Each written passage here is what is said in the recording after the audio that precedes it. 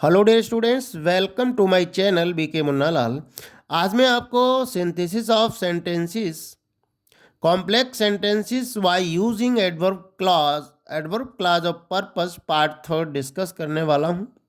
Dear students, यदि अभी तक आप मेरे चैनल पर नए हों तो चैनल को सब्सक्राइब अवश्य कर लें, जिससे आप मेरे आने वाले हर वीडियो का नोटिफिकेशन प्राप्त कर सकें और अपनी तैयारी बहुत अच्छे से कर सकें। आइए शुरू करते हैं। Complex sentences by using adverb clause of purpose. Adverb clause of purpose को निम्न सबऑर्डिनेटिंग कंजंक्शंस की सहायता से जोड़कर हम एक कॉम्प्लेक्स सेंटेंस बनाते हैं। डियर स्टूडेंट्स, आप जानते होंगे कि कॉम्प्लेक्स सेंटेंस क्या है। वह वाक्य जिसमें एक प्रिंसिपल क्लॉज तथा एक या एक से अधिक डिपेंडेंट क्लॉज होते हैं कॉम्प्लेक्स सेंटेंस कहलाता है। एडवर्ब क्लॉज ऑफ पर्पस, जैसा कि इसके टाइटल से क्लियर है, पर्पस माना उद्देश्य, वह क्लॉज जो उद्देश्य को प्रकट करता है एडवर्ब क्लॉज ऑफ पर्पस कहलाता है। इसमें सो दैट जिसका अर्थ होता है ताकि, जिससे कि, इन ऑर्डर दैट कि ताकि, list dot dot should, list के साथ शुड का प्रयोग होता है। इसका हिंदी अर्थ होता है कहीं ऐसा न हो कि, इन केस या इन केस ऑफ, यदि या हालात में, की दशा में, इनका प्रयोग करके हम कॉम्प्लेक्स सेंटेंस बनाते हैं। उदाहरण से हम समझते हैं। फर्स्ट एग्जाम्पल है, he worked hard he might pass the examination. He worked hard, उसने कठिन परिश्रम किया। He might pass the examination, वह परीक्षा में पास हो सके।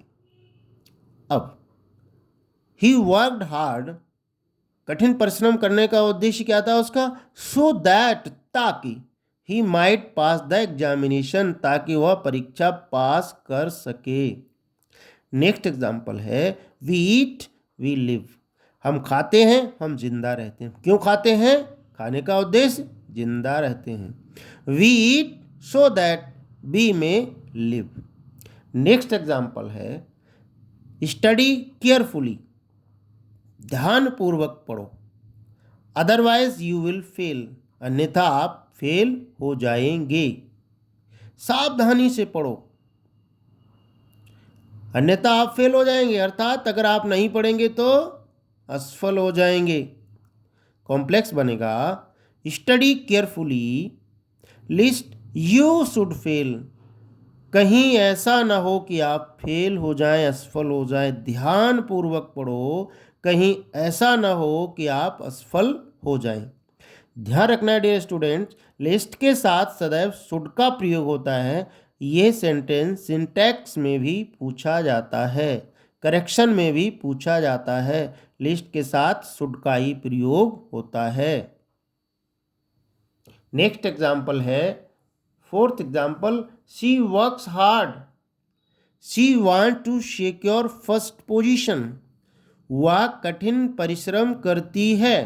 नेक्स्ट वाक्य, she wants to secure first position, वो फर्स्ट स्थान, फर्स्ट पोजीशन लाना चाहती है। अब उस कठिन परिश्रम करने का क्या उद्देश्य है? फर्स्ट पोजीशन लाना।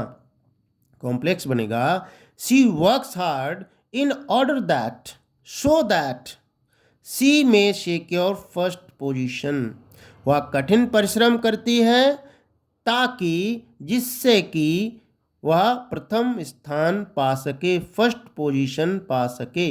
नेक्स्ट एग्जाम्पल है, I took my umbrella to work it rained, मैं अपने कार्यस्थल पर छाता ले गया, बारिश हुई। I took my umbrella to work in case it rained, वर्षा के हालात में मैं अपने कार्यस्थल पर छाता ले गया।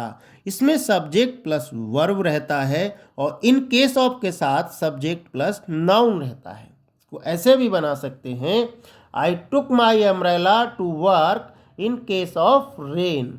अगर हम इन केस का प्रयोग करते हैं तो वर्ब का प्रयोग करेंगे और इन केस ऑफ करेंगे तो नाउन का प्रयोग करेंगे। I took my umbrella to work in case of rain, वर्षा के हालात में मैं अपना छाता अपने कार्यस्थल पर ले गया। ध्यान देने का विषय ये है सो दैट के साथ प्रेजेंट में मे तथा पास्ट में माइट का प्रयोग करते हैं। आशा है डियर स्टूडेंट्स ये वीडियो आपको पसंद आया होगा। पसंद आया हो तो लाइक करिएगा, शेयर करिएगा और वीडियो के अंत में डिस्क्रिप्शन बॉक्स में मैं अन्य सिंथेसिस के टॉपिक्स की लिंक दे दूंगा, वहां जाकर आप उनको अच्छे से तैयार कर सकते हैं। बने रहिए बेहतर तैयारी के साथ आपके अपने चैनल बीके मुन्ना लाल में। Thanks for watching.